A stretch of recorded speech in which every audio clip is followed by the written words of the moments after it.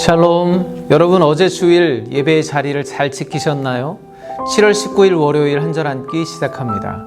드디어 출애굽기의 마지막 부분을 보게 되었습니다.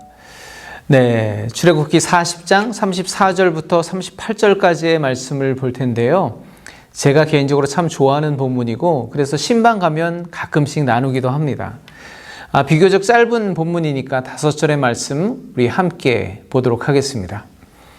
구름이 회막에 덮이고 여호와의 영광이 성막에 충만하매 모세가 회막에 들어갈 수 없었으니 이는 구름이 회막 위에 덮이고 여호와의 영광이 성막에 충만함이었으며, 구름이 성막 위에서 떠오를 때에는 이스라엘 자손이 그 모든 행진하는 길에 앞으로 나아갔고, 구름이 떠오르지 않을 때에는 떠오르는 날까지 나아가지 아니하였으며, 낮에는 여호와의 구름이 성막 위에 있고 밤에는 불이 그 구름 가운데 있음을 이스라엘의 온 족속이 그 모든 행진하는 길에서 그들의 눈으로 보았더라. 이전에 시내산에 빽빽한 구름이 덮었던 것과 비슷한 광경이 펼쳐지죠. 시내산에 계시던 하나님의 영광이 당신의 말씀대로 자원하고 헌신하여 순종하여 이스라엘이 세운 성막 가운데 임재하십니다. 그런데 여호와의 영광이 충만하게 임한 그 회막 가운데 모세조차도 들어가지 못하고 있는 것을 볼 수가 있습니다. 여러분, 모세가 어떤 사람인가요? 하나님께서 친히 불러 세우신 위대한 지도자요 선지자입니다. 그러나 성막에 임재하신 하나님의 영광 앞에는 감히 나아가지 못하는 모습을 보고 있습니다. 인간적으로 생각해 볼 때 다른 사람은 몰라도 모세만큼은 하나님을 만나는 것이 좀 익숙해질 만도 하지 않습니까? 자연스러울 만도 하죠. 그러나 그가 아무리 위대한 선지자이고 이미 수차례 하나님을 만났던 경험이 있을지라도 여전히 한낱 죄인으로서 거룩하신 여호와 앞에 선다는 것은 여전히 두려운 일이라는 것입니다. 그런데 우리는 어떤가요? 우리는 하나님 만나는 게 얼마나 자연스럽습니까? 내가 원하고 바라고 기대하는 때는 언제라도 하나님께 수시로 나아갈 수 있다고 믿고 확신하고 있지 않습니까? 그런데 그 믿음은 어디에서 온 건가요? 우리가 모세보다 더 대단한 믿음이 있어서인가요? 결코 그렇지 않습니다. 그 이유는 오직 예수 그리스도입니다. 예수 그리스도의 십자가 공로를 통하지 않고는 우리가 모세보다 더 대단한 믿음이 있을지라도 결코 하나님의 영광 가운데는 접근하지 못한다는 것이죠.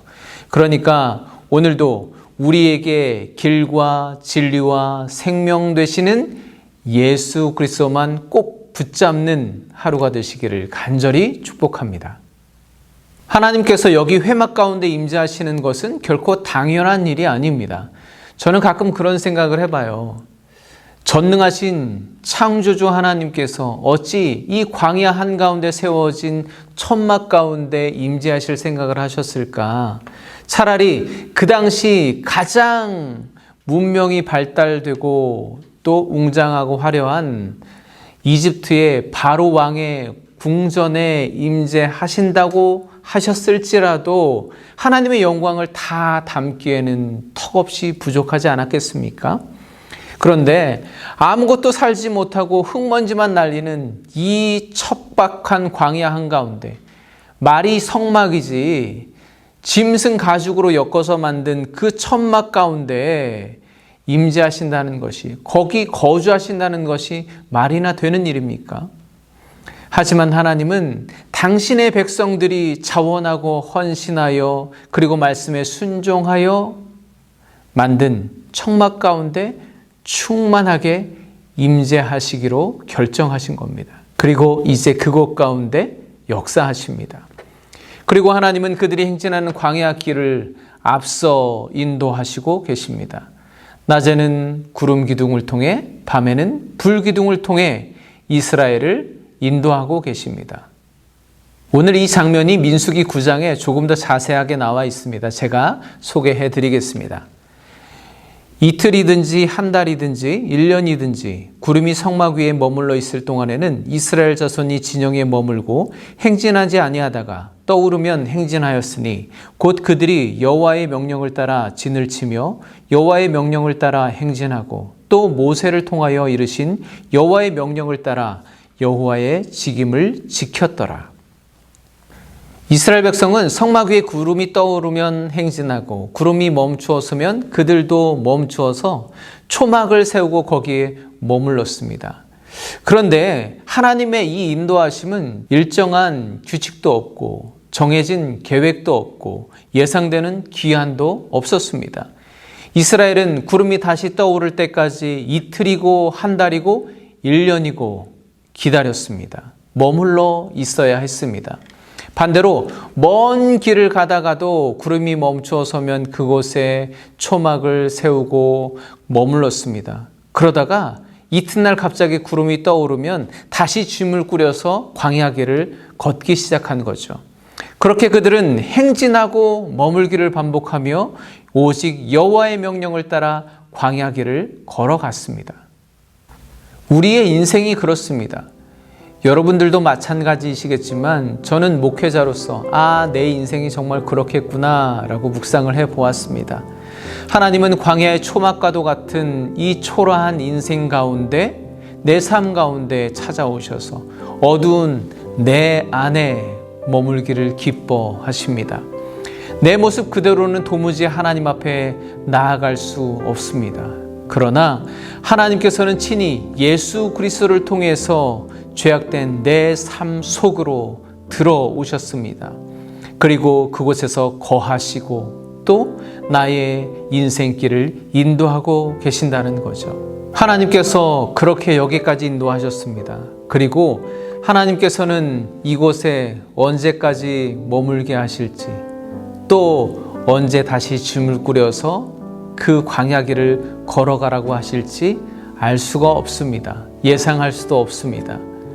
그저 하나님께서 임재하고 계신 그 성막만 바라보는 것이 바로 목회자인 저의 인생이겠구나, 삶의 방식이겠구나 라고 묵상을 해보게 되었습니다. 솔직히 우리 모두는 한 번도 가보지 않은 광야길을 걷고 있는 나그네와 같습니다. 길도 방향도 모르는 광야길을 걸어가고 있습니다. 그러나 여러분, 오늘 말씀을 통해서 분명히 알 수 있는 것이 있습니다. 사실 우리에게는 분명한 길과 방향이 있습니다. 바로 하나님의 말씀입니다. 우리는 날마다 그렇게 하나님의 말씀을 통해서 우리 인생의 길과 방향을 찾아서 걸어가고 있는 것이죠. 오늘 여러분의 삶의 형편은 어떻습니까? 성막이 어디에 어떻게 세워져 있느냐가 중요한 것이 아닙니다. 그곳에 하나님이 임재하시는 것이 중요한 것이죠. 우리의 삶을 하나님의 말씀이 인도하시고 보혜사 성령께서 우리 곁에서 우리의 손을 붙들고 이끌어 가고 계십니다. 그것을 기억하시기 바랍니다. 우리의 삶에 하나님께서 임재하시고 그분의 영광이 가득하다면 이미 여러분들은 형통의 길을 걸어가고 계신 것입니다. 네, 여러분 지난 3개월여 동안 출애굽기 묵상하시느라 고생 많으셨습니다. 네, 이제 다시 잠시 동안 시편 묵상을 하게 될 텐데요. 사실 제가 오늘부터 여름 휴가가 시작되었습니다. 작년에는 휴가지에서 묵상하고 촬영해서 올려드렸던 그러면서 여러 가지 에피소드를 겪었던 기억이 나는데요. 올해는 그렇게 못해 드릴 것 같아서 너무 죄송하고 양해 부탁드립니다. 네, 또 언제 뵐 수 있을지, 혹시 내일 뵐 수 있을지 약속은 못 드리겠지만 그때까지 여러분 말씀 가운데 평안히 잘 지내고 계셨다가 다시 만나 뵙도록 하겠습니다. 감사합니다.